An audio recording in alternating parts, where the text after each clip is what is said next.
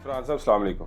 जी वालेकुम अस्सलाम। कैसे हैं आप? खैरियत से अल्लाह का हैं? शुक्र, बिल्कुल ठीक ठाक। गखड़ मंडी के मुल्हिका गांव में पैदा होने वाले फरहान चीमा, जो एक प्रॉपर्टी एक्सपर्ट भी हैं, आपकी अपनी नज़र में आप कैसे इंसान हैं? हर इंसान को ये लगता है कि वो एक अच्छा इंसान है और मैं कोशिश ज़रूर करता हूँ कि मैं एक अच्छा इंसान बनूँ, तो मैं इसके बारे में यही बता सकता हूँ आपको। आपके ख्याल से आप अच्छे इंसान हैं या अच्छे बिजनेसमैन हैं? मेरा ख्याल है कि मैं अच्छा बिजनेसमैन कम हूँ और अच्छा इंसान ज़्यादा हूँ। ज़्यादा है जी बिल्कुल ठीक है। आपके वालिद साहब जो है वो मुलाजमत पेशा थे बेशक, बिल्कुल। और एक मतवसत घराने से आपका ताल्लुक है। खुद को कैसे इस काबिल बनाया कि आप रियल एस्टेट में आपने इतना बड़ा नाम पैदा किया? देखिए, मेरी एक्चुअली पैदाइश जो है वो हुई कतर में। तब मेरे वालिद साहब वहाँ पे मुलाजमत करते थे और उन्होंने जो हमारे ऊपर जो तवज्जो दी वो थी हमारी तालीम। उन्होंने इंश्योर किया कि हम आला तालीम हासिल करें। कतर से माइग्रेट हुए हम 91 की गल्फ़ वॉर में, तो इस्लामाबाद शिफ्ट हुए। वहाँ पे मेरी 2 साल की एजुकेशन है।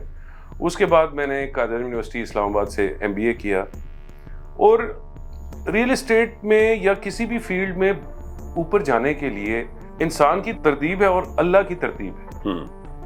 तो तरतीब तो की हमने, लेकिन तरतीब अल्लाह की थी कि कैसे मैं उन रास्तों पे चला गया कि वहां पे फिर अल्लाह ताला ने तरक्कियां दी और मैं आज इस मुकाम पे पहुंचा और अभी मजीद हम रोज सीखते हैं। अच्छा फरहान साहब, ये बताइएगा कि हमने सुना है कि आप किसी पे ट्रस्ट बड़ी जल्दी नहीं करते, तो आपकी जो दोस्तियां हैं वो भी क्या वाकई कारोबारी हैं? मेरा ख्याल है बात बिल्कुल गलत है। बिल्कुल गलत है। उसकी रीज़न ये है कि ज़िंदगी में मैंने जो नुकसानात उठाए वो मेरे बहुत जल्दी दोस्तों पे ट्रस्ट करने की वजह। बिल्कुल ठीक। इंतहाई मिसालें मौजूद हैं। मैं एक्चुअली लोगों की बातों में बड़ी जल्दी आ जाता हूँ। ठीक है। ये मेरा एक प्रॉब्लम है। मतलब कुछ वाक़यात ऐसे हैं जो आगे चल के इंशाल्लाह मतलब वंस वी सिट मोर तो उसके अंदर मैं मज़ीद वजाहत से आपको बताऊंगा कि किसने कैसे कैसे मुझे कहाँ पे धोखा दिया। जो मलिक रियाज तक पहुंचने का सफ़र था उसमें भी जो उनके दामाद थे मेजर आमिर मलिक जी, उनकी दोस्ती के थ्रू आप मलिक रियाज तक पहुंचे और उनके इतने करीब हो गए कि आप उनके राइट हैंड बन गए। पहली बात तो ये है कि मेरी दोस्ती एस्टेब्लिश हुई जैन मलिक से। ठीक है।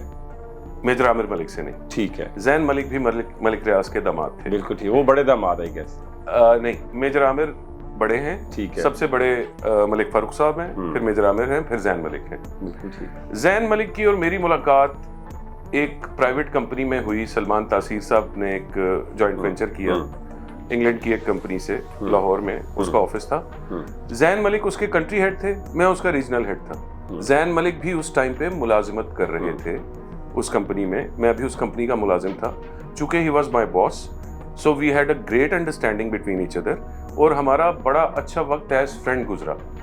जब 2003 में फॉरेक्स का स्कैंडल आया तो चूंकि हमारी जो ब्रिटिश काउंटर पार्ट था वो लिस्टेड कंपनी थी लंदन स्टॉक एक्सचेंज के ऊपर, उन्होंने फैसला किया कि उन्होंने पाकिस्तान से अपना जो बिजनेस ऑपरेशंस हैं वो क्लोज कर रहे हैं। जब वो क्लोजर हुआ तो उन्होंने हमें गोल्डन शेक हैंड दिया। गोल्डन शेक हैंड हो गया, ये 2003 की बात है जी। मलिक रियाज तब मलिक रियाज बन चुके थे, लेकिन जैन मलिक उनके दामाद होने के बावजूद मुलाजमत पेशा थे, नौकरी चली गई। मैंने और जैन ने सोचा, चूंकि दोस्ती डेवलप हो चुकी थी, तो हमने सोचा यार चलो मिलके ना एक ऑफिस बनाते हैं। तो हमने तो पार्टनरशिप में एक मिलके ऑफिस भी बना लिया। In the mean time Malik साहब ने जैन को ये कहा कि यार बेहतर है कि तू ना बहरिया टाउन लाहौर ही आ जा। सो वो बहरिया टाउन लाहौर में गया। उसने मुझे कहा कि फरहान अब मैं तो इधर आ गया हूँ, तो अकेले तो फिर मजा नहीं आएगा, तो तू भी इधर ही आ जा। हमें 1.5 साल की डॉलर्स की तनख्वाहें मिली हुई थी गोल्डन शेक हैंड में। जी जी। तो हम फाइनेंशियली तो उस टाइम पे जाहिर है हम चिल कर रहे थे 2003 में। तो मैं मेजर आमिर भी पहले से कंपनी में था। मैं मेजर साहब के सामने इंटरव्यू के लिए गया तो मुझे कहते हैं कितनी तनख्वाह लोगे? मैंने कहा आप नहीं दे सकते। उनको बड़ा नागवार लगा, नागवार गुजरा। कहते तुम ये कैसे कह सकते हो? मैंने कहा सर ये मेरी साल की टैक्स रिटर्न्स है। मैंने रिटर्न्स, जाहिर है वो ब्रिटिश कंपनी थी तो हमारी तो टैक्स रिटर्न्स जाती थी। जी जी। मैंने उनको दिखाया ना तो मंथली जो टैक्स डिडक्शन होती थी वो 57,000 रुपीज थी और जिस जॉब के लिए मैं गया उसके वो 35,000 रुपए की थी। جب انہوں نے ٹیکس ریٹرنز دیکھی وہ کہتے ہیں یار ایسے واقعی اسی نہیں دے سکتے. میں نے کہا پھر تنخواہ رہنے دیں جو بھی ہے, I want to work and I'll work. This is how my career began in Bahria Town in real estate in 2003. یہ تھا وہ آغاز. زبردست. فرحان صاحب آپ کو کیا ملک ریاض صاحب نے منع کیا جب آپ چھوڑ کے بحریہ ٹاؤن کو اور آپ میجر عامر ملک صاحب کے ساتھ آپ نتھی ہو گئے اور پھر یہاں تک آپ کا سفر نہیں رکا, پھر آپ نے انہیں بھی چھوڑا اور چھوڑ کے اپنا بزنس شروع کیا, یہ آئیڈیا آپ نے کیسے جنریٹ کیا؟ دیکھیے ترقی کرنے کا اختیار ہر کسی کو ہے جی ٹھیک ہے.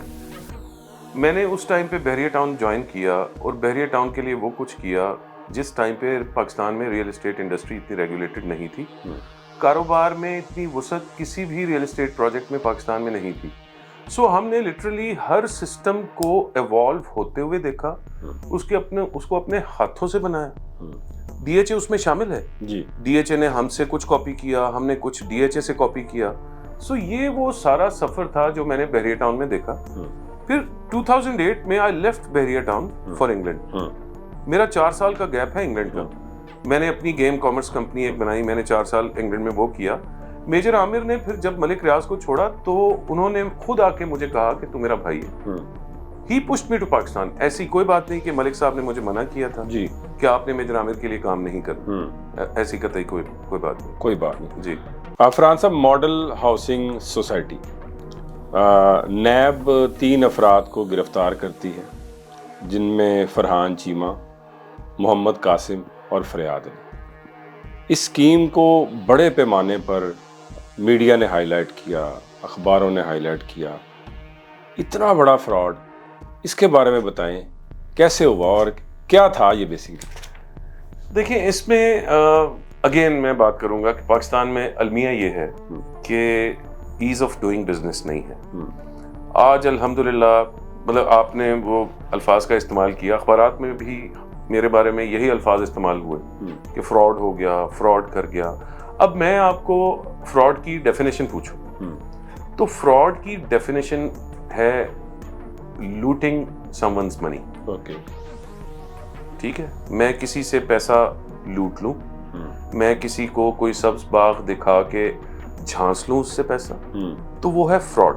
یہ ہے فراڈ کی definition. Okay, what if I took money over a commitment کہ میں آپ کو یہ ڈیلیور کروں گا, بیچ میں تھرڈ پارٹی آ جاتی ہے, مجھے روک دیتی ہے اور میں آپ کو وہ پیسہ واپس کر دوں, تو کیا وہ فراڈ کے زمرے میں آئے گا؟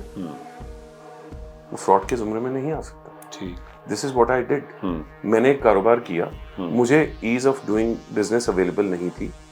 میں دیکھیں ایک ہوتی ہے intent to fraud. Intent to fraud is double Shah scheme. میرا انٹینٹ ٹو فراڈ نہیں تھا تو میں نے لوگوں کے پیسے ریٹرن کر دیے.